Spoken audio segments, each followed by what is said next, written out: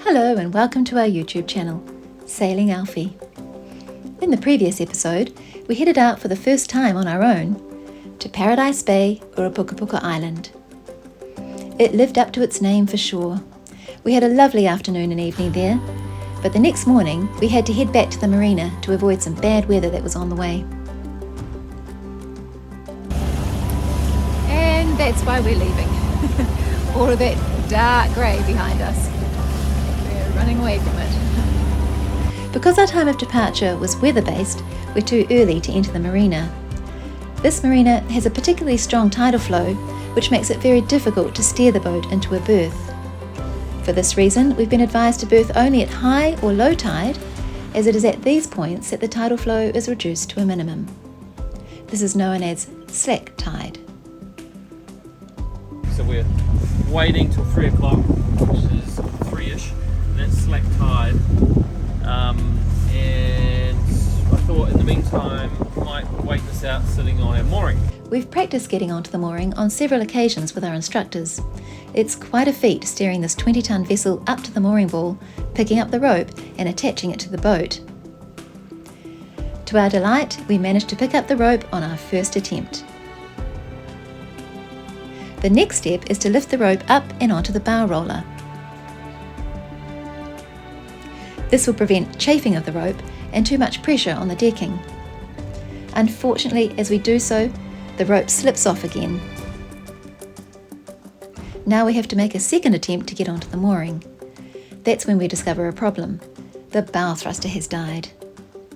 A bow thruster is a means of steering the boat when you have to make a sharp turn in order to get the boat to an exact spot. It uses an electric motor to thrust the bow of the boat in the direction you want to head. Without a bow thruster, it will be much more difficult to get back onto the mooring. But what is even more serious is that it will make getting into the marina berth very tricky indeed.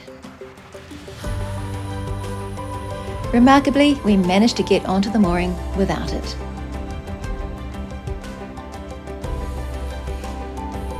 This time, Ryan makes a bridle for the mooring so as to secure the mooring rope while moving it onto the bow roller.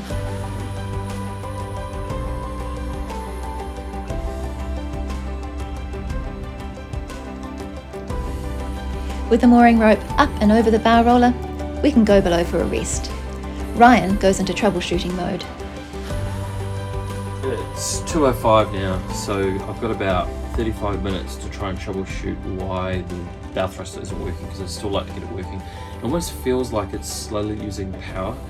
Like the beep that it normally does, it was like getting weaker and weaker. Maybe that battery's not getting charged, and maybe it doesn't have, it's run out between running the windlass. And that's the other thing, it's just, I'm going to check to see whether the windlass still works. Either way, got to do it in 30 minutes. Time and tide wait for no man, however, and before Ryan is able to get to the bottom of what has gone wrong, it's time to set off again. So, we're on our way to the marina berth now. We're going to go and park our big 16-metre boat without a bow thruster, but I have total faith in Ryan. I know he's going to do a fantastic job. And we've got the support of one of our friends who's going to be there waiting for us in his dinghy to sort of nudge us if he thinks that we need a little push. So that's a good thing to know. So yeah, here we go. Before we get to the marina though, Ryan has yet another harrowing moment. Whoops, sorry about that, Ryan. I just accidentally sat against the autopilot, which set it into motion, and he thought that he'd lost the steering, so that was a bit of a fearful moment there. But no, all is well. It was just the autopilot kicking in. Later that evening, a very tired couple talks about getting the boat into its berth. So we did make it back, and Ryan did a fantastic job of berthing the boat without a bow thruster. So yeah, it was fantastic. Fortunately, we had a friend and they had his tender there at the ready, and that gave me a lot of confidence to just focus on the task at hand, and if it all went sideways, at least I knew there was someone who could push me away from another boat. We crunched pretty hard into the two poles on the port side, the left side of us, but this, this boat can take a little bit of nudging like that. And we had a lot of fenders on the other side, some wonderful people next door, in the berth next door who came to help, and also our friends came and helped us out, so big thank you to them. The next day, Ryan removes the bed in the front cabin so as to be able to work out what is wrong with the bow thruster. The bow thruster is on the same electrical circuit as the windlass, which is used to raise and lower the anchor. It turns out the switch is not up to the amount of amperage being sent through when both the bow thruster and the windlass are being used at the same time, and has now failed.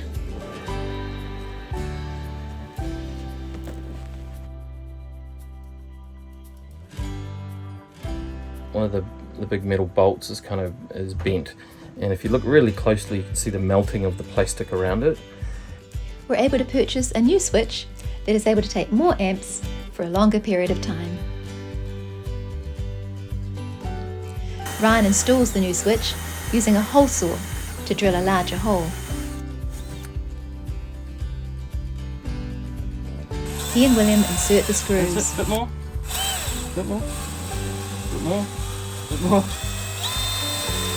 Does the bow thruster work now?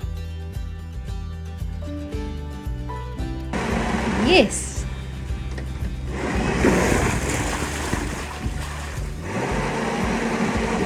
It's better than ever.